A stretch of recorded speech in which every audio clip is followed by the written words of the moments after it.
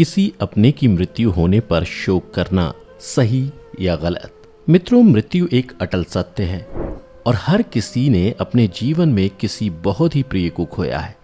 उस पर यदि आपको ये कह दिया जाए कि आपको उस व्यक्ति की मृत्यु पर शोक भी व्यक्त नहीं करना है, तो ये कुछ निर्दयी सा प्रतीत होता है ना? परंतु इसके पीछे के असली कारण को जानकर आप भी निश्चित रूप से आज के बाद से किसी अपने की मृत्यु पर शोक व्यक्त करने से पहले एक बार अवश्य सोचेंगे। वास्तव में हमारे अनेक हिंदू ग्रंथों और पुराणों में शोक व्यक्त करने के लिए मना किया गया है। उन्हीं ग्रंथों में से एक है श्रीमद् भगवत गीता। चलिए आपको इसके बारे में विस्तार से बताते हैं आज की इस खास वीडियो में। नमस्कार मित्रों, स्वागत है आपका द डिवाइन टेल्स पर एक बार फिर। मित्रों, जब आप किसी अपने को खोते हैं तो आपका उस पर शोक मनाना जायज सी बात है। परंतु क्या आपने कभी ये सोचा है कि आपके द्वारा व्यक्त किया गया ये शोक आपके प्रियजनों के हित में नहीं, बल्कि इसके विपरीत उनकी मृत्यु के आगे के मार्ग में बाधा डाल सकता है? इससे संबंधित एक तथ्य का वर्णन श्रीमद् भगवत गीता में किया गया है।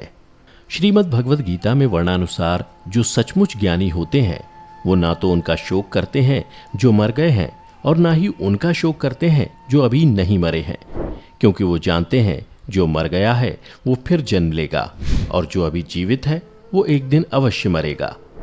कहा गया है कि मरने वाला फिर जन्म लेता है, क्योंकि मृत्यु के बाद केवल शरीर का नाश होता है, लेकिन शरीर के अंदर जो आत्मा है वह कभी नहीं मरती।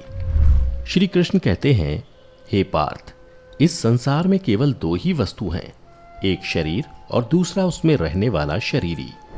जो शरीर में रहने वाले आत्मरूपी शरीर के ही भांति है, वह कभी मरता नहीं है, और जो शरीर है वह सदा आपके साथ रहता है।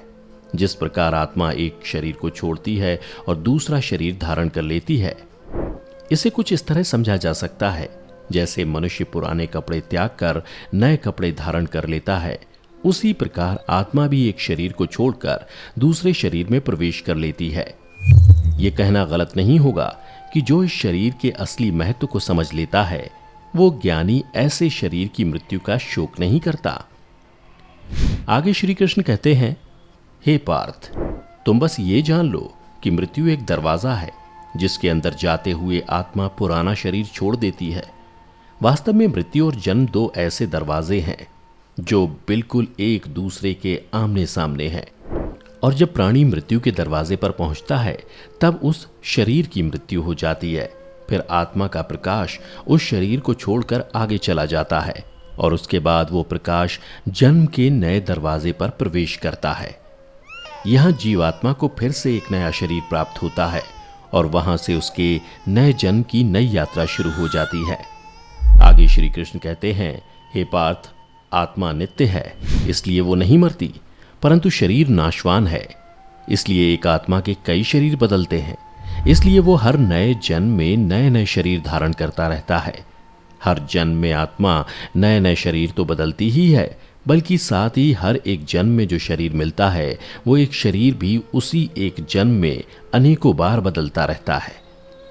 हमारा ये कहने से अभिप्राय ये है कि मनुष्य को जन्म के समय जो शरीर मिलता है वही शिशु का शरीर काल के प्रभाव से एक बालक का शरीर बन जाता है। फिर वो किशोर अवस्था में आता है, फिर एक जवान पुरुष का शरीर बनता है, फिर अधेड़ उम्र का, फिर बूढ़े का शरीर लेकर अंत में जाकर यह शरीर एक सूखे पत्ते की तरह जीवन के वृक्ष से टूटकर गिर जाता है। इस प्रकार जो शरीर छिन्न छिन्न भिन्न भिन्न अपने विनाश की तरफ बढ़ रहा है, ऐसे शरीर की मृत्यु का शोक करना कहीं से भी सही नहीं है। और जो इस बात को समझ लेता है वो एक ज्ञानी की भांति है। मित्रों, फूल की भांति हमारा शरीर अपनी प्रकृति के कारण जन्मते हैं, जिसके चलते वो पहले बच्चे बनते हैं, उसके बाद जवान होते हैं, फिर वही जवानी मुरझाने लगती है जिसे बुढ़ापा कहते हैं। फिर उस वृद्ध शरीर को जब वो आत्मा छोड़ देती है तो उस शरीर की मृत्यु हो जाती है।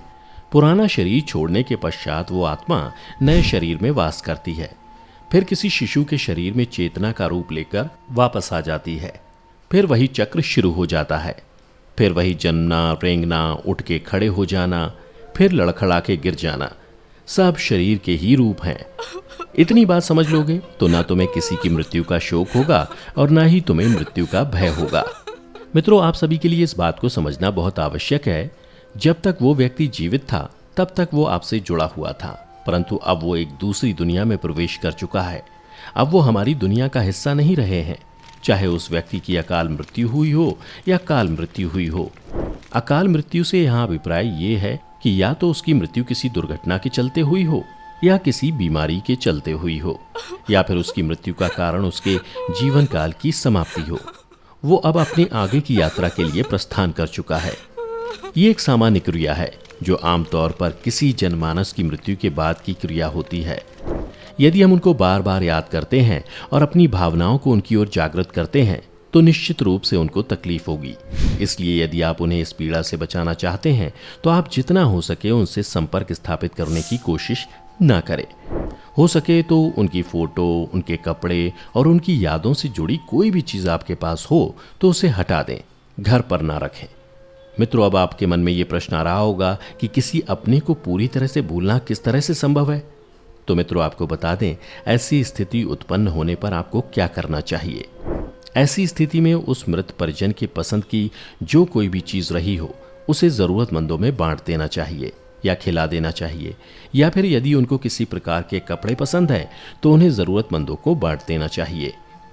ऐसा कहा जा सकता है, ये करने से उनकी आत्मा संतुष्ट हो सकती है।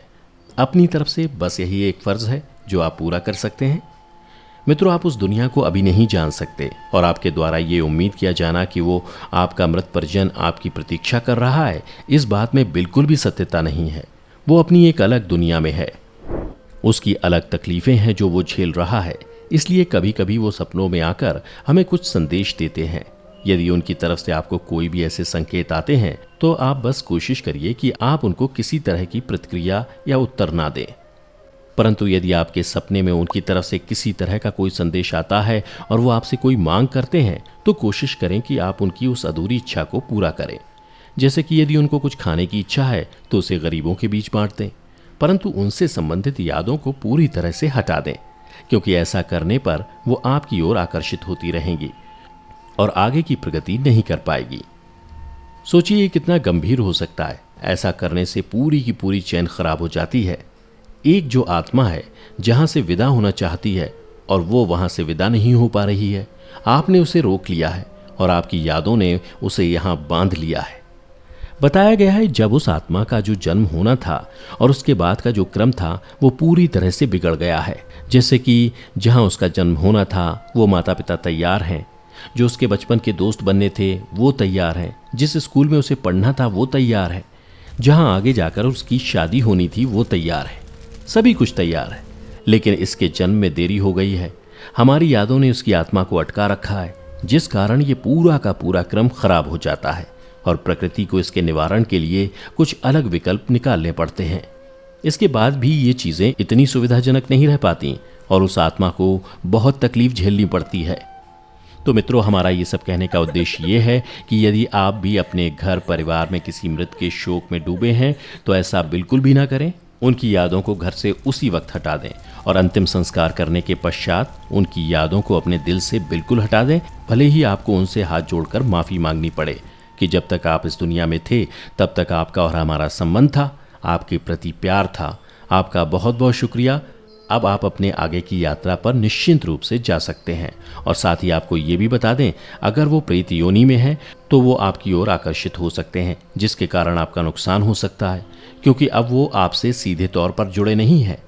इन सभी बातों को ध्यान में रखते हुए आप सभी को अपने आगे की प्रतिक्रिया करनी चाहिए। उम्मीद करते हैं आपको हमारा ये कहना कि किसी अपने प्रियजन की मृत्यु पर शोक नहीं मनाना चाहिए अब खल नहीं रहा होगा। यदि आपको हमारी आज की ये वीडियो पसंद आई हो तो नीचे कमेंट करके अवश्य बताएं और ऐसे ही आध्यात्मिक और धार्मिक वीडियो के लिए हमारे YouTube channel the divine tales को सब्सक्राइब करना ना भूलें और फेसबुक पर देखने वाले फॉलो करें हमारा फेसबुक पेज। आज के लिए इतना ही। अब इजाज़त दें। आपका बहुत बहुत शुक्रिया।